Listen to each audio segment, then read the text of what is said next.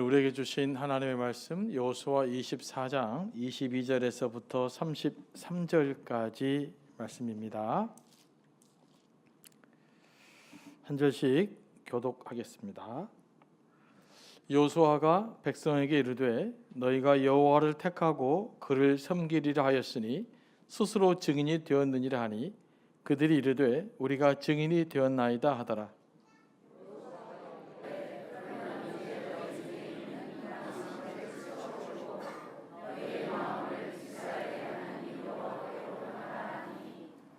백성이 여호수아에게 말하되 우리 하나님 여호와를 우리가 섬기고 그의 목소리를 우리가 청종하리이다 하는지라.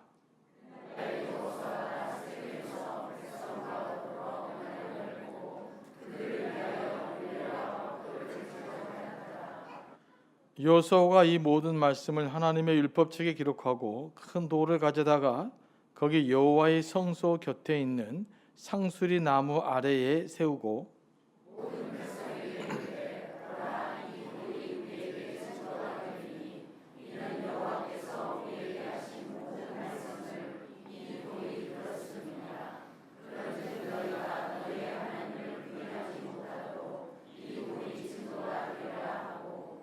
백성을 보내어 각기 기업으로 돌아가게 하였더라.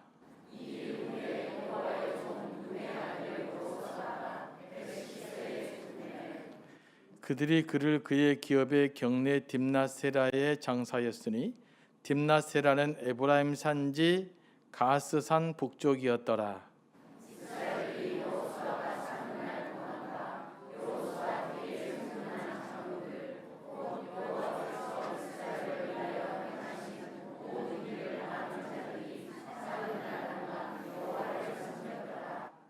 또 이스라엘 자손이 애굽에서 가져온 요셉의 뼈를 세겜에 장사하였으니 이곳은 야곱이 베크시타를 주고 세겜의 아버지 하몰의 자손들에게서 산 밭이라. 그것이 요셉 자손의 기업이 되었더라.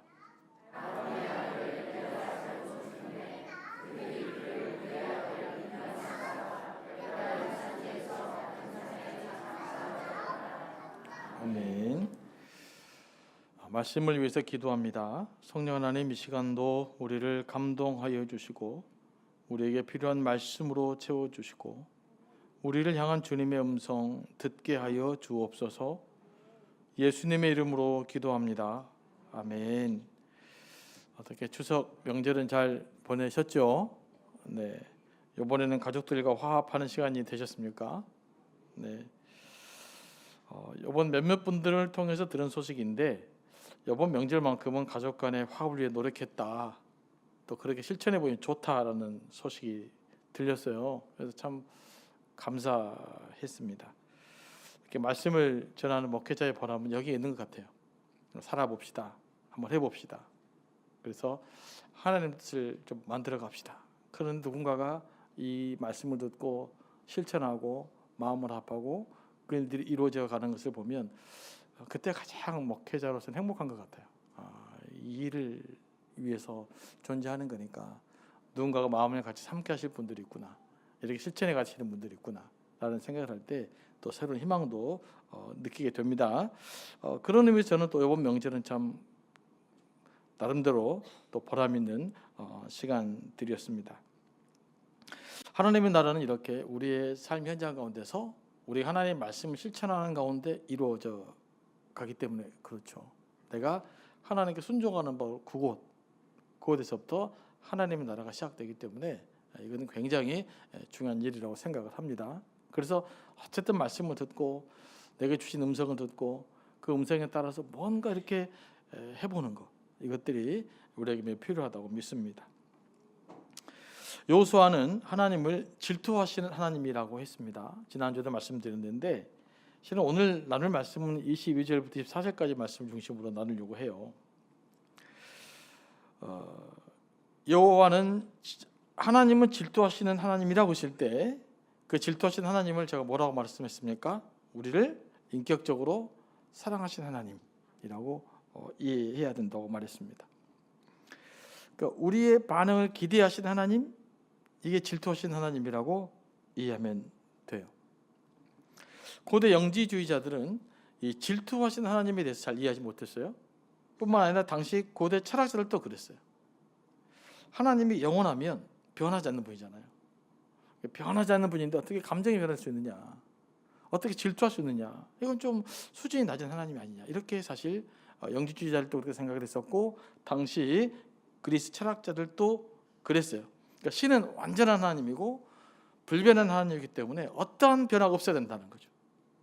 마치 기계와 같은 하나님을 진짜 하나님이라고 그 사람들 생각을 한 거예요.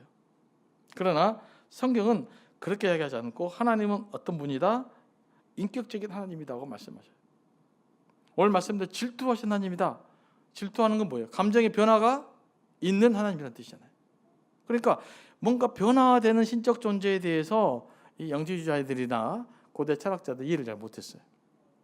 그래서 이 하나님을 이해하는데 많은 어려움을 겪어야 됐던 거죠. 그래서 성육신이라는 개념도 어떻게 하나님 인간의 모습으로 볼 수가 있느냐, 이건 하나님이라는 존재가 변화되는 존재니까 뭐가 좀 열등한 신이 아니냐라고 생각을 해서 그들은 실제로 여호와 하나님을 조금 이상적 수준의 하나님에 비하면 좀 열등한 하나님이라고 생각을 한 거예요. 이게 이제 당시 그 바울이 복음을 전했던 시대의 배경이기도 했고요. 또 이 당시로 넘어가면 이런 의식들이 많이 있었던 거예요. 그래서 이 사람들이 이제 보통 고대 철학자들이 주장하는 하나님은 영원하다, 변함없다는 말을 아무런 요동도 미동도 없는 법칙, 기계, 이런 좀 개념으로 생각을 한 겁니다. 그러니 하나님이 저 멀리 계신 거죠. 어떤 법칙 하나 정해놓고 그냥 그 법칙대로 움직이면 벌 주고 아니면 말고 뭐 이런 하나님으로 많은 사람들이 생각을 해왔던 거예요. 하지만 우리가 믿는 하나님은 어떤 하나님입니까? 인격적인 하나님이세요. 다시 한번 질투도 하신 하나님이시죠. 질투하시고 우리의 감정에 반응하시고 우리의 기도도 들으시고 때로 하나님 뜻을 우리의 기도를 듣고 변개하시기도 하고 후회하시기도 하는 그런 하나님이 우리가 믿는 하나님이에요. 그러니까 이 하나님에 대한 개념 자체가 이 기독교 이 하나님하고 일반 철학자들이 생각하는 신적 존재가 완전히 다른 개념이에요. 그런데 많은 분들이 이제 그렇게 철학자들 생각하는 철학화된 신 어떤 이런 개념들을 우리가 하나님을 생각하면 이제 영적으로 많은 혼동이 일어나게 됩니다. 사실 이런 철학자들의 설명이 이해는 되죠. 합리적인 설득력은 있어요.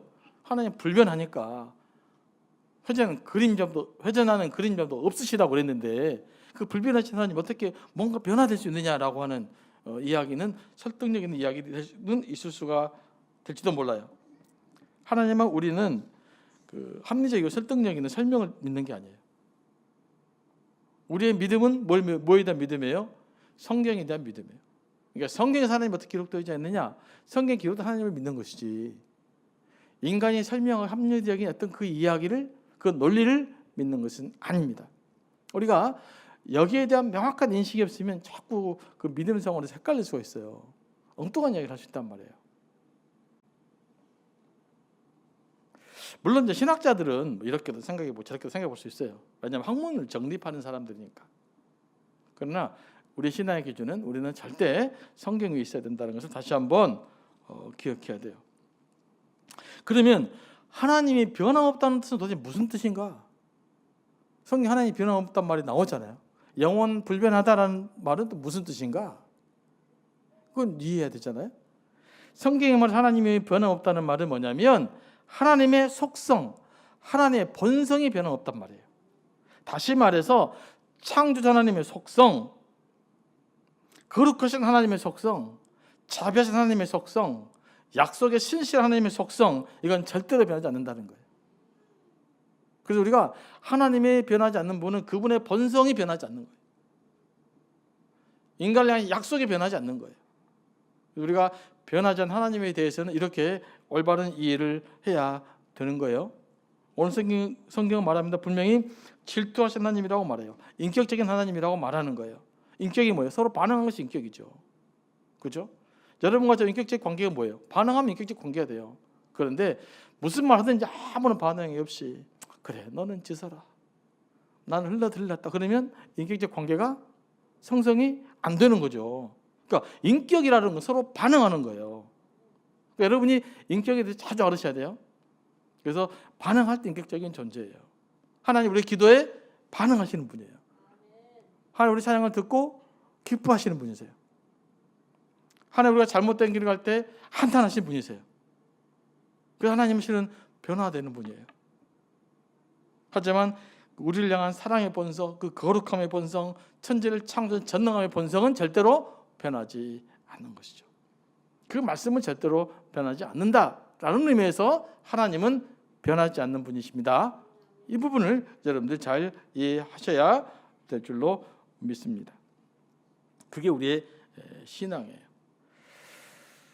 하나님이 질투하시는 분이라는 것은 또 뭘 의미할까요? 하나님 질투한다라는 말은 하나님보다 더 사랑하는 대상이 있어서는 안 된다는 뜻이에요. 이게 질투하는 사람의 속성이에요.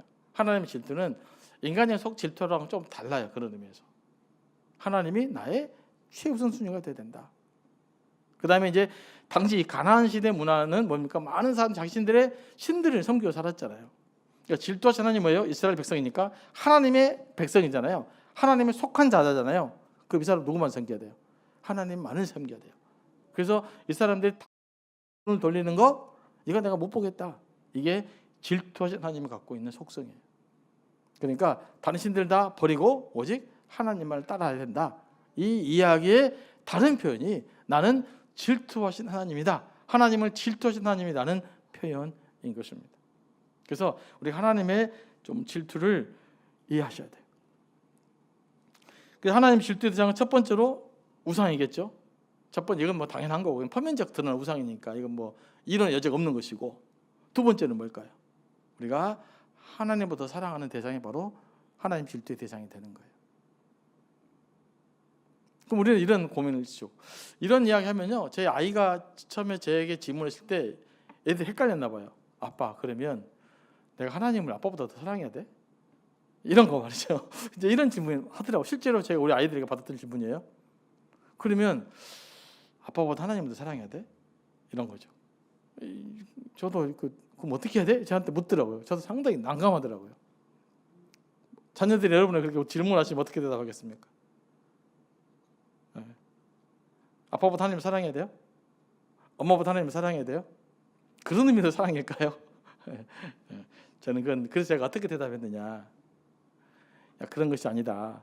하나님을 사랑하면 사랑할수록 아빠를 더 사랑하게 되는 거야. 그래서 네가 아빠를 진짜 사랑하려면 하나님을 사랑해야 돼. 그렇게 이야기했어. 그게 맞는 거예요.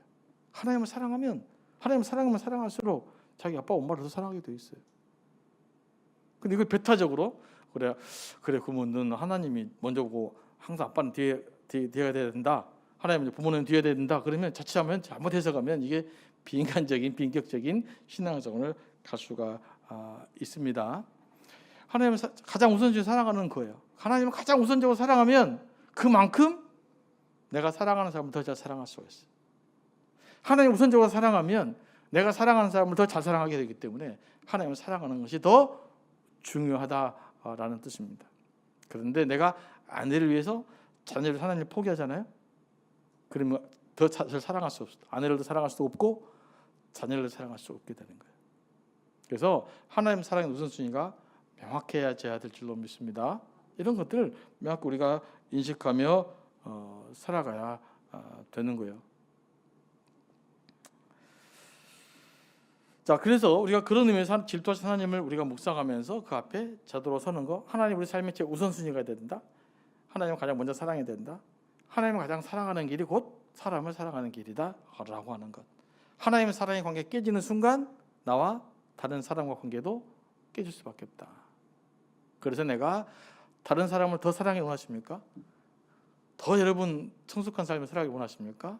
그럼 뭘 해야 될까요? 하나님을 사랑하면 되는 거예요. 그리고 그 사랑의 능력이 우리를 자꾸 성숙함으로 만들어 가는 것입니다. 이걸 자꾸 곡해하거나 이런 좀 다르게 좀 넘어가 버리면 많은 오해가 생겨요. 그래서 여러분도 혹시 자녀들이 그렇게 질문하시면 제가 하는 것처럼 대답해 주시기 바랍니다. 그러니까 얘가 한 초등학교 5학년 때 저한테 질문한 내용이거든요. 선생님한테 이야기 듣고 나서 근데 그 아이가 이 이야기 이해하더라고요. 그러면 여러분의 자녀들도 충분히 이해할 수 있다 이거죠. 그러니까 한 5학년쯤 되고 6학년쯤 되거나 중학생이 되면 뭐 여러분들 그런 자녀가 없을 수도 있는데 이 설교를 듣잖아요. 우상 숭배하지 말라는 설교를 듣잖아요. 그런 질문을 해요. 그때 여러분 대답을 좀 잘하셔야 돼요. 하나님은 자칫 잘못하면 그래 아빠는 두 번째야, 엄마는 두 번째야. 하나님은 사랑하는데 순서를 정해야 돼. 그럼 네가 아빠는 무시해도 좋으니까, 엄마는 무시해도 좋으니까 하나님은 사랑해야 돼. 이래버리면 안 된단 말이에요. 근데 이런 식의 가르침이 우리에게 상당히 많이 있었죠. 그러니까 하나님의 사랑에서 오해해버린 거야, 아이들이. 그래서 우리가 이런 인격적 하나님에 대해서 좀 잘 이해할 수 있게 되기를 원합니다. 20절 말씀이죠. 만일 너희가 여호와를 버리고 이방 신들을 섬기면 너희에게 복을 내리신 후에라도 돌이켜 너희에게 재앙을 내리시고 너희를 멸하시리라 하니. 이것도 중요한 말씀이에요. 하나님은 복도 내리시지만 못도 내리신다. 우리에게 재앙도 내리십니다. 이 말씀 믿으세요? 하나님 우리에게 복만 내리십니까? 하나님 우리에게 사랑만 하십니까? 근데 현대 신학자들, 요즘 신학자들 중에서는요, 하나님의 사랑만을 강조하고 하나님의 심판을 아예 무시하거나 무관심한 사람들이 많이 있었어요. 지금도 그래요. 저도 사실 옛날에는 좀 그랬어요. 솔직히 말하면. 무슨 하나님이 사랑의 하나님이지 무슨 심판의 하나님이냐. 사랑한다 해서 끝까지 사랑을 해야지 뭐 좀 잘못했다고 버려주고 그래? 그렇게 생각했단 말이에요. 그러나 성경을 묵상할수록 그건 아니에요. 오늘 말씀도 명확하잖아요. 하나님은 복도 주시지만 못도 주시는 것이죠. 재앙도 내려주신다라는 거예요. 그래서 우리가 이런 성경의 이야기를 명확히 믿을 수 있게 되길 원합니다. 그 믿음이 있어야 되는 거예요. 성경적 믿음을 가져야 돼요. 우리는 자꾸 이제 우리가 이성이 발달된 시대에 살고 있잖아요. 그러니까 모든 것들을 합리적으로 추론을 해요. 그죠? 하나님 사랑하는 하나님이다. 어떻게 사랑의 하나님이 세상에 자기 사랑하는 사람을 재앙을 내릴 수 있느냐라고 하는 것은 우리의 합리적 사고란 말이에요. 우리 믿음은 우리의 합리적 사고를 믿는 것이 아니라, 다시 말합니다. 뭘 믿는다고요? 성경의 기록 내용을 믿잖아요. 질투하시는 하나님이시잖아요. 사랑을 요구하시잖아요. 그러니까 하나님의 불순종할 때는 어떻게 됩니까? 하나님께 재앙도 받을 수 있다라는 거예요. 그러면 우리가 재앙을 받지 않아야 되잖아요. 하나님의 복을 받으려면 어떻게 되는가? 하나님 질투하신 하나님이라고 그랬으니까 하나님을 두려워할 줄 알아야 되는 거죠. 질투하니까. 질투에는 뭐가 포함된 거예요? 징계가 포함되어 있단 말이에요. 그러니까 우리가 질투한 하나님을 먼저 두려워할 수 있어야 돼요. 그러니까 하나님 두려워하는 것이 굉장히 중요해요. 이게 머릿속으로 하나님 두려워하는 게 아니라 영적으로, 내면적으로 하나님에 대한 두려움이 있느냐라는 것이죠. 여러분, 이 하나님에 대한 두려움이 없으면 굉장히 영적으로 무력해져 버립니다. 우리가 영적으로 건강해지려면 먼저 하나님을 두려워할 줄 알아야 돼요. 그 다음 두 번째, 하나님에 대한 충성스러움이 있어야 돼요. 충성스러움. 하나님의 사랑에 대한 충성스러움. 내가 하나님을 사랑하겠다고 약속했잖아요. 그 약속에 대한 충성스러움이 있어야 됩니다. 이 충성은 사랑에 대한 동의예요. 그죠? 내가 사랑했다 금방 마음이 바뀌어져 버려. 그건 사랑일까 아닐까요? 그건 사랑이 탈 수 없죠. 오늘 사랑한다고 그랬는데 내일 또 기분 나쁘니까 마음이 변해버려. 이건 사랑이 아니죠. 사랑은 어떤 겁니까? 사랑하기로 작정했으니까 그 사랑을 끝까지 지켜가는 거예요. 부부간의 사랑도 마찬가지예요. 뭐가 사랑이에요? 사랑이라고 약속했잖아요. 하나님 앞에서. 사랑 앞에서. 그 약속을 지키는 게 사랑이에요. 첫 번째는. 그 약속을 안 지키면 그때부터는 이제 사랑이 안 되는 것이죠. 결혼식을 왜 해요? 반지를 왜 교환해요? 그 맹세를 지키겠다는 선언이에요. 약속이에요. 이 약속을 지키는 것을 사랑이라고 그럽니다. 그러니까 부부간의 사랑의 맹세를 원래 잘 기억하셔야 돼요. 가끔씩 살다 보면 무슨 일이 있어요. 내 마음에 안 드는 일이 많이 있잖아요.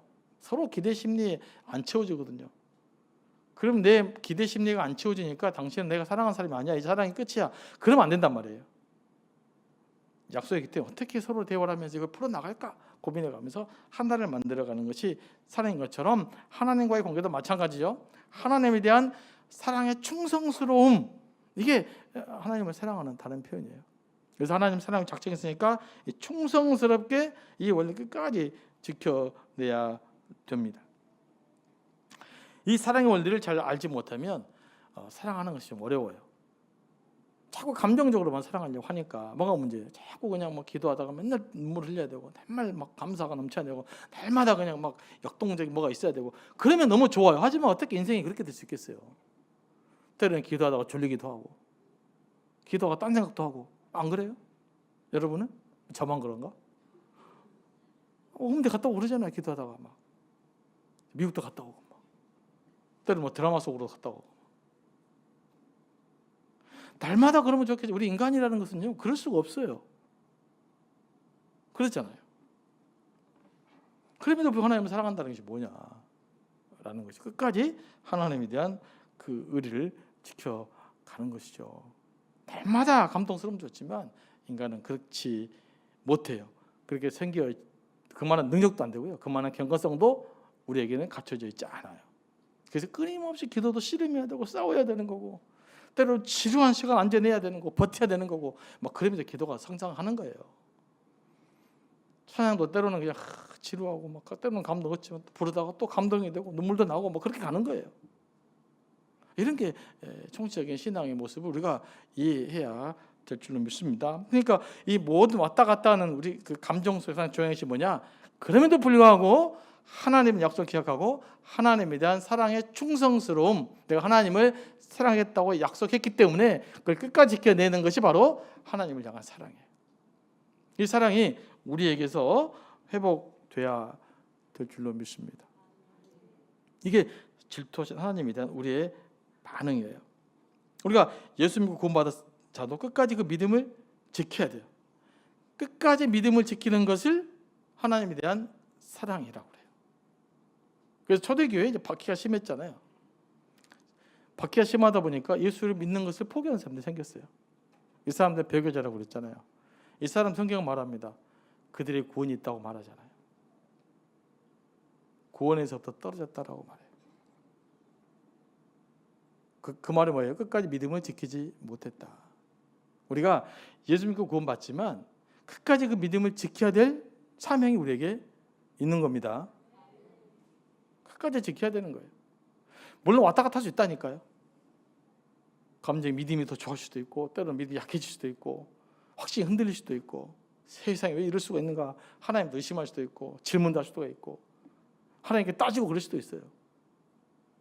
그럼에도 불구하고 뭘 지켜야 되느냐? 하나님에 대한 믿음 끝까지 지켜내는 것이 우리가 해야 될 일입니다. 예를 이런 거예요. 한 100km 정도 가면 거기에 하나님 큰 상이 있다. 뭐 수십억짜리 되는 내가 상을 주겠다. 그러면 어떻게 돼요? 걸어가든 뛰어가든 기어가든 반드시 거기까지 가야 되는 거예요. 거기까지 가는 것은 우리의 몫이에요. 거기에 도달하기만 하면 하나님께서 풍성한 생명의 면류관, 의의 면류관이 우리에게 준비되어 있는 것이죠. 그래서 우리는 믿음의 선한 싸움을 해야 되는 거예요. 한 번 믿고 자동으로 그냥 뭐가 된다, 이게 아니에요. 우리는 성경대로 믿어야 되기 때문에 믿음의 선한 싸움을 반드시 해야 되는 거예요. 그래서 우리는, 사도 바울은 우리의 삶을 영적 전쟁이라고 표현해요. 영적 전쟁에서 우리에게 승리하라고 말해요. 그래서 영적 전쟁에서 승리하기 위해서 하나님의 전신갑주를 입으라고 말해요. 그러니까 우리의 삶이라는 것은 항상 영적인 전쟁 속에 있다, 싸움 속에 있다. 그래서 끝까지 하나님의 전신갑주를 입고 영적 싸움을 승리해내는 것, 우리 힘으로 안 되니까 성령의 힘을 도우면서 성령의 능력으로 그 일들을 감당하게 하라고 우리에게 요청하고 있는 거예요. 그 요청 우리가 잘 감당할 수 있게 되기를 원합니다. 자, 그래서 예수 믿기로 작정했으면 끝까지 좀 충성을 다해 보시기 바랍니다. 어차피 믿기로 한 거잖아요. 그죠? 어차피 예수 믿고 신앙생활 하면서 잘 살기로 결정한 거 아니에요? 그랬으면 더욱더 충성스럽게 저는 그 일들을 감당해낼 수 있게 되기를 원합니다. 질투하신 하나님이시기 때문에 세상의 모든 우상을 버려야 되잖아요. 그래서 뭐 다른 신을 섬기지 않는 것은 당연한 기본이고, 하여간 다른 종교나 점쟁이들에 기웃거리지 마시기 바랍니다. 자꾸 기웃거리지 마세요. 최근에까지도 늘 문제가 뭐냐 자료를 읽어보면 최근 자료예요. 최근 자료. 지금도 또 권사님들이 점집에 간다는 거예요. 지금도. 이게 옛날 자료가 아니에요. 지금도. 이건 우리가 갖고 있는 올바른 신앙이 아니죠. 도대체 뭐가 부족해서 저 그런 데까지 가서 한가 몰라요. 뭐 확인해 보려고요? 그런 거 필요 없어요. 우리 삶을 하나님께 맡기시고 하나님 중심으로 가다 보면 하나님께서 인도해 가실 줄 믿습니다. 그게 우리 신앙이잖아요.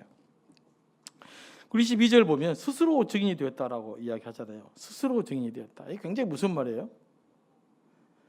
이게 왜 무슨 말이냐? 자기 몸을 증거로 삼겠다는 거예요. 자기 몸에다가 약속을 한 거예요. 그런데 구약의 약속은 지난번 제가 설교도 한번 한 적이 있었지만 짐새를 뒤쪽으로 나누잖아요. 반으로 탁 쪼개요. 그게 무슨 의미예요? 약속을 어기면 둘 중 하나는 약속 어기는 사람은 이렇게 된다는 의미잖아요. 그리고 자기 몸에 대고 자기한테 증인을 했단 말이에요. 이게 무슨 말일까요?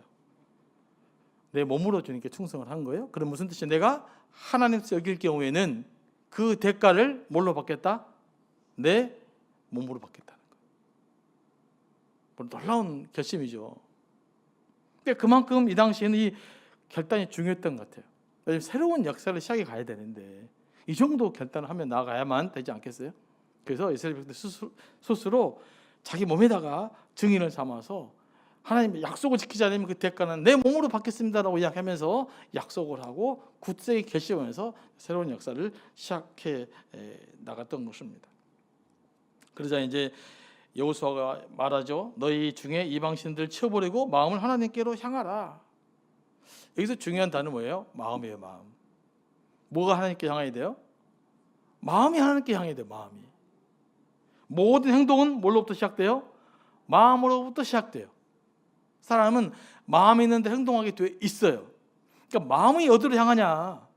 겉만 하나님께 향하지 말고, 겉만 예배하는데 앉아있지 말고, 겉만 예배하는데 앉아있지 말고 뭘 드려야 된다? 우리의 마음이 하나님께로 드려져야 된다라고 말해요.